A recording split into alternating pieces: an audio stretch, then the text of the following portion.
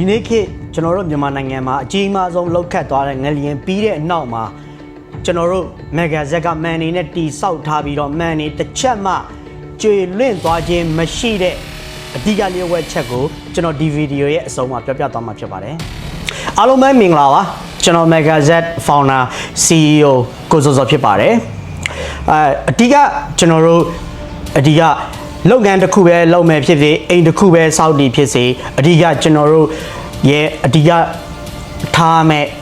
အဓိကအကြောင်းအရာက 7S ဖြစ်ပါတယ်အဓိက 7S ဖြစ်ပါတယ်ဘာလို့ကျွန်တော်ဒီဟာကိုပြောရလဲလို့ပြောလို့ရှိရင်ကျွန်တော်ဒီ magazine ကိုစပြီးတော့တီစောက်ဖို့အတွက်ကိုကျွန်တော်အရင်ဆုံး value အရင်ထားပါလေအဓိကS တလုံးပထမ S တလုံးနဲ့ဆိုလို့ရှိရင်ပထမ share value အရင်ထားရပါတယ်အဲ့ဒီ share value ကဘာလဲဆိုကျွန်တော်အိမ်နီးချင်းနိုင်ငံတွေကိုသွားတယ်အိမ်နီးချင်းနိုင်ငံတွေကိုသွားတဲ့အချိန်မှာတခြားနိုင်ငံကအထက်မြင့်အဆောက်အဦတွေဒီအန်ရယ်ကင်းမှုတွေအန်ရယ်ဘေးအန်ရယ်ကင်းတယ်ဝီချဲသမားတွေလည်းသွားလို့ရတယ်အသက်ကြီးရွယ်အိုတွေလည်းခံစားခွင့်အခွင့်အရေးရှိတယ်အဓိကအခွင့်အရေးကလူငယ်တွေပဲရှိတာမဟုတ်ပဲလူကြီးတွေမှာလည်းရှိတယ်ဆိုတော့အဲ့ဒီရဲ့ value တစ်ခုကိုကျွန်တော်ရဲ့လုပ်ငန်းမှာအဓိကတန်ဖိုးထားမှုတစ်ခုအနေနဲ့ထားပါတယ်ဒါကြောင့်မို့ကျွန်တော်ရဲ့ဒီအဆောက်အဦဒီလိုမျိုးအသက်ကြီးရွယ်အိုတွေရောအဓိကဝီချဲနဲ့လာတဲ့လူတွေရောလာလို့ရအောင်လို့ထားတဲ့အတွက်အဓိကကလေးသူငယ်တွေလည်းစော့ပြီးတော့အနေဘေးဥပမဖြစ်စေဖို့အတွက်ဆိုလို့ရှိရင်အဓိကကျွန်တော်အဆောက်အဦဒီ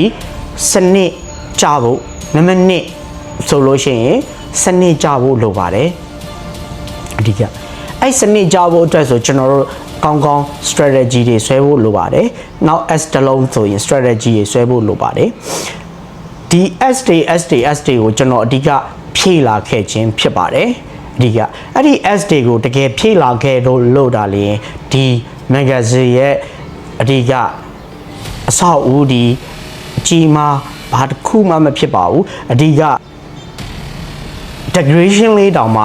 မီဇိုင်းတွေကြွေကြခြင်းအဲ့ဒီကဆိုရင် customer တွေအပြည့်ရှိရယ် customer တွေကိုထိခိုက်ခြင်းကျွန်တော်ရဲ့ဝန်ထမ်းကလေးတွေကိုထိခိုက်ခြင်းကျွန်တော်ရဲ့မွေးသမီးခင်အမေလည်းအဲ့ဒီကဒီမှာရှိပါတယ်အမေအသက်80ဘာအနေရမှမရှိပဲနဲ့အေးဆေး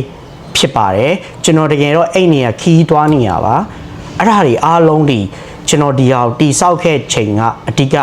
7S ချောင်းမို့ပဲဖြစ်ပါတယ်အဲ့ဒီ 7S ကိုကျွန်တော်ဒီရဲ့အနောက်မှာနောက်ဗီဒီယိုတစ်ခုမှာကျွန်တော်အကျယ်တွင်တည်တည်ချာချာလေးပြန်ပြီးတော့ရှင်းပြပေးပါမယ်အားလုံးကျေးဇူးတင်ပါတယ်အဆုံးထိကြည့်ရှုပေးရတဲ့အတွက်အားလုံးကျေးဇူးတင်ပါတယ်